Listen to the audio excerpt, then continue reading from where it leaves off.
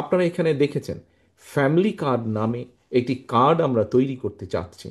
বাংলাদেশে family card পরিবার, আমরা যে হিসাব নিকাশ বর্তমানে পেয়েছি গত কয়েক বছর ধরে, আমরা বিভিন্ন রকম রিসার্চ করে যে পেয়েছি বাংলাদেশে এভারেজে 5 জন সদস্য এইভাবে যদি আমরা ধরি তাহলে বাংলাদেশে প্রায় 4 কোটি পরিবার আছে। আমরা ফ্যামিলি কার্ড নামে একটি কার্ড দিতে চাই। এটি আমরা শুরু করব যারা মোস্ট ডিপ্রাইভড পরিবারগুলো আছেন, সেই পরিবারের যে গৃহকর্ত্রী আছেন, যে নারী হেড আছেন অথবা মা আছেন অথবা স্ত্রী আছেন, তাকে দেওয়ার মাধ্যমে ধীরে ধীরে পাবে। এটি একজন কৃষকের পরিবারের যে স্ত্রী সে পাবেন, একজন ইমাম সাহেবের স্ত্রী সে পাবেন, এটি ছোট ক্ষুদ্র মুদি দোকানদার হোক সে পাবেন। কোকো ও শিয়া বাটারের ইউনিক কম্বিনেশনে তৈরি Natura expert care body lotion স্কিনের ড্যামেজ হিল করে, ত্বক রাখে সফট ও ময়শ্চারাইজড। লুকিয়ে আর কতদিন, বাই বাই ড্যামেজ স্কিন। এটি একজন স্কুল প্রাইমারি স্কুল শিক্ষক তার স্ত্রী এটি পাবেন। এটি একজন জজ সাহেবের স্ত্রী সেও পাবেন, এটি একজন ডিসি সাহেবের স্ত্রী সেও পাবেন এটি। কিন্তু প্রথমে আমরা শুরু করব যারা ডিপ্রাইভ, বেশি যারা সমাজে ডিপ্রাইভ। কেন আমরা যারা দুস্থ তাদের দিয়ে আমরা কেন শুরু করব? আপনারা হয়তো বলতে পারেন যে একজন কৃষকের স্ত্রী হয়তো পেতে পারে, এটি তার প্রাপ্য। একজন ইমাম সাহেবের স্ত্রী হয়তো পেতে পারেন, এটি তার প্রাপ্য। কিন্তু ডিসি সাহেবের বা জজ সাহেবের স্ত্রী কেন পাবেন? দেখুন, এই জিনিসটি আমরা এই জন্য পলিসিটি এভাবে নিয়েছি। আমরা যদি কোনো একটি বিষয়, আমাদের যেটা অতীত অভিজ্ঞতা, বাংলাদেশে এরকম বিভিন্ন রাষ্ট্র থেকে যে সুযোগ সুবিধা দেওয়া হয় বিভিন্ন ক্যাটাগরি থাকে, থাকতেই পারে ক্যাটাগরি, কিন্তু যখনই আপনি কোনো একটি ক্রাইটেরিয়া কোথাও ফিক্স করে দেবেন তখন দুর্নীতির স্কোপটা বেড়ে যায়। দুর্নীতি কিন্তু একটা জিনিসকে যখন আপনি জেনারেলাইজ করে দিবেন সবাই পাবে, কিন্তু প্রায়োরিটিটা কে আগে পাবে কে পরে পাবে সেটি যখন মোটামুটিভাবে এনশিওর করতে পারবেন, তখন আমরা ধরে নিচ্ছি যে তথ্য বলে যে দুর্নীতির পরিমাণটা অনেকাংশে কমে আসবে, কারণ সবাই তো পাবে, ধীরে ধীরে পর্যায়ক্রমে সবাই পাবে। অবশ্যই আমরা দৃঢ়ভাবে বিশ্বাস করি একজন জজ সাহেবের স্ত্রী বা ডিসি সাহেবের স্ত্রী কার্ডটা পেলেও নিশ্চয়ই উনি সেটা দাবি করবেন না, কারণ তার সেটা প্রয়োজন নেই, সেটা উনি দাবি করবেন না। কিন্তু এই দেশে যেরকম ব্রিটেনে, ব্রিটেনে চিলড্রেন্স বেনিফিট নামে একটি বেনিফিট আছে যেটি রাষ্ট্রের পক্ষ থেকে দেয়। এই দেশের একজন ট্যাক্সি চালক তার পরিবারও যেমন পায়, তার যদি 12 বছরের নিচে কোনো সন্তান থাকে সে যেমন পায়, একমাত্র রয়্যাল ফ্যামিলি ছাড়া এই দেশের প্রধানমন্ত্রী ওরও যদি একটি 12 বছরের নিচে কোনো সন্তান থাকে সেও কিন্তু চাইল্ড বেনিফিট পায়। সবার জন্য সেটি প্রযোজ্য, জেনারেল। তো এখন এই যে ফ্যামিলি কার্ড, ফ্যামিলি কার্ডটি কেন আমরা দিচ্ছি? প্রিয় সহকর্মীবৃন্দ, বাংলাদেশের অর্ধেক জনসংখ্যার অর্ধেক হচ্ছে নারী। আপনি অর্ধেক জনসংখ্যাকে যদি রেখে দেন ঘরের ভিতরে, আপনি কিন্তু এই দেশকে নিয়ে এগোতে পারবেন না। আমরা যেই প্রত্যাশিত বাংলাদেশ চাই, আমরা মনে করি যখন আমরা দেশের বাইরে যাই, সুন্দর দেশ দেখি, ভালো দেশ দেখি, তখন আমরা ভাবি আরে আমাদের দেশটাকে কেন আমরা এরকম করতে পারি না।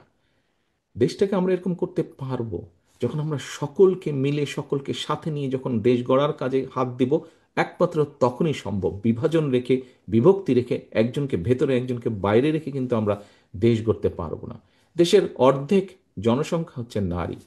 আপনাদের নিশ্চয়ই অনেকের জানা আছে নেপোলিয়ন বলেছিলেন যে আমাকে একটি শিক্ষিত মা দাও, আমরা শিক্ষিত জাতি দিব আমি তোমাদেরকে। কথাটি কম বেশি আপনারা জানেন, বক্তৃতাতেও আপনারা বলেন। সহকর্মীবৃন্দ, আসুন, দেশনেত্রী খালেদা জিয়া শিক্ষিত মা তৈরির বাস্তবায়ন কিন্তু উনি করে গিয়েছেন। নারীদের ক্লাস 12 পর্যন্ত শিক্ষা ব্যবস্থা উনি ফ্রি করে দিয়ে গিয়েছেন। অর্থাৎ শিক্ষিত মা তৈরির যে প্রোগ্রাম, কর্মসূচি, সেটি দেশনেত্রী খালেদা জিয়া শুরু করে গিয়েছেন। আসুন, ইনশাল্লাহ আগামী নির্বাচনে জনগণের সমর্থন নিয়ে বিএনপি সরকার গঠনে সক্ষম হলে আপনাদের আগামী বিএনপি সরকার শুধু শিক্ষিত মাই নয়, একজন শিক্ষিত মায়ের সাথে স্বাবলম্বী মা আমরা গড়ে তুলতে চাই, স্বাবলম্বী মা, স্বাবলম্বী পরিবার গড়ে তুলতে চাই। এবং আমরা যখন সম্ভব হবে আমাদের পক্ষে শিক্ষিত মায়ের পাশাপাশি সেই শিক্ষিত মাকে যখন অর্থনৈতিকভাবে আমরা স্বাবলম্বীভাবে গড়ে তুলতে পারবো, ধীরে ধীরে একটি পরিবার, দুইটি পরিবার, 5টি পরিবার, একটি উপজেলা, একটি জেলা, একটি বিভাগ, সমগ্র বাংলাদেশকে আমরা স্বাবলম্বী করে গড়ে তুলতে সক্ষম হব। প্রিয়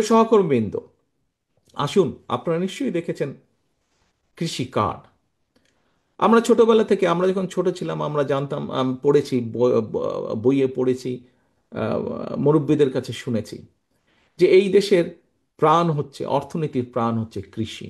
এখনো বহু মানুষ, কোটি কোটি মানুষ কিন্তু কৃষির সাথে, আপনি হয়তো প্রত্যক্ষ বা না হলেও পরোক্ষ, পরোক্ষ না হলেও প্রত্যক্ষ না হলেও কোনো না কোনোভাবে আপনি কৃষির সাথে জড়িত আছেন।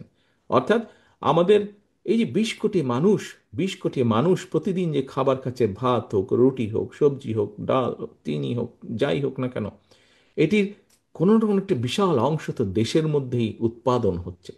এখন এই কৃষকদের কথা কিন্তু আমাদেরকে ভাবতে হবে।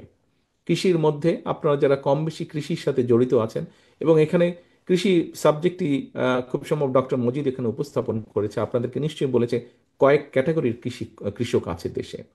ক্ষুদ্র, প্রান্তিক, মাঝারি, বৃহৎ কৃষক এরকম আছে। আমাদেরকে এই কৃষকদের পাশে দাঁড়াতে হবে।